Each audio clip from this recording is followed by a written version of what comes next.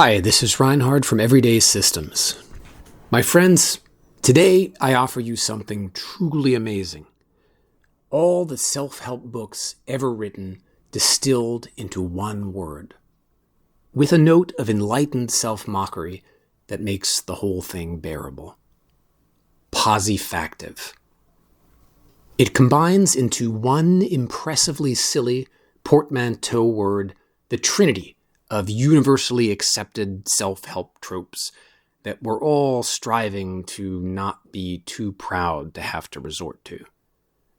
Think positive, fake it till you make it, be proactive equals posifactive.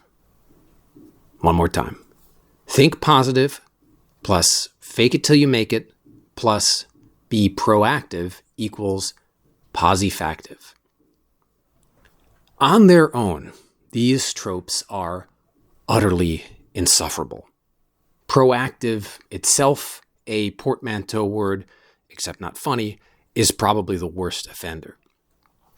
Yes, you know that on some level they are obviously right and true and good advice, backed up by studies and TED Talks you are dimly aware of, some of which have yet to be discredited.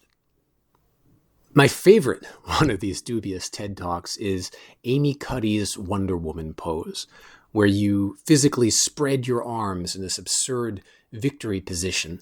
And the idea is that then your psyche thinks you must have accomplished something remarkable, because why else would you be posing like this?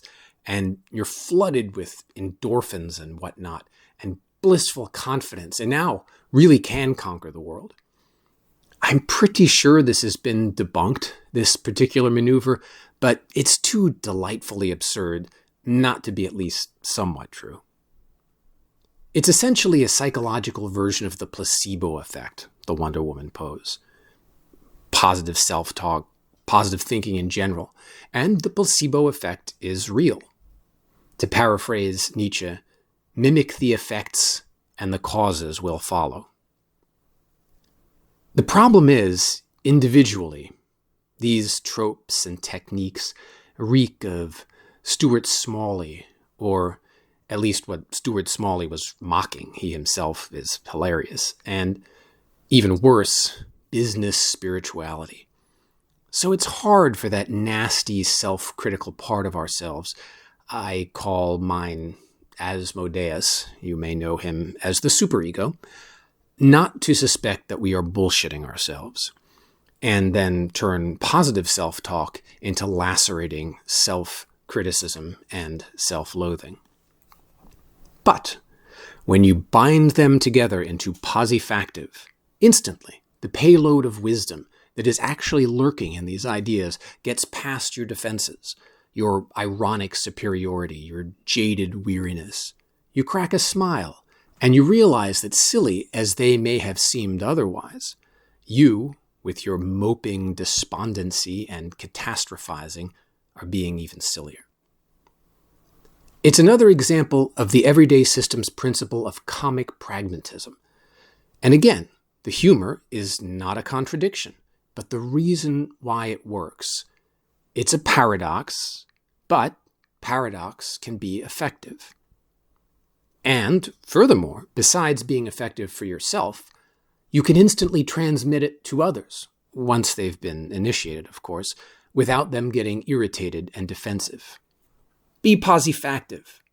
Hey, I'm loving the posifactivity in this room.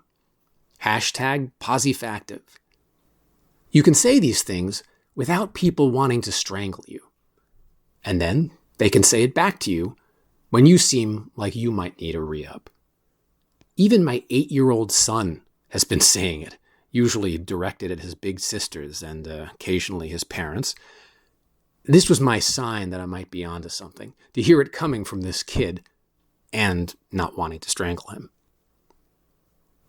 Feeling too posifactive? Need to take it down a notch? I highly recommend the poetry and novels of Thomas Hardy, the short stories of Anton Chekhov, and the Notes from the Underground by Fyodor Dostoevsky. But save the Hardy and the Russians until you are well advanced in the art of posifactive thinking, lest your attempt at balance knock you into an abyss. Posifactive. Don't you just love saying that? Posifactive.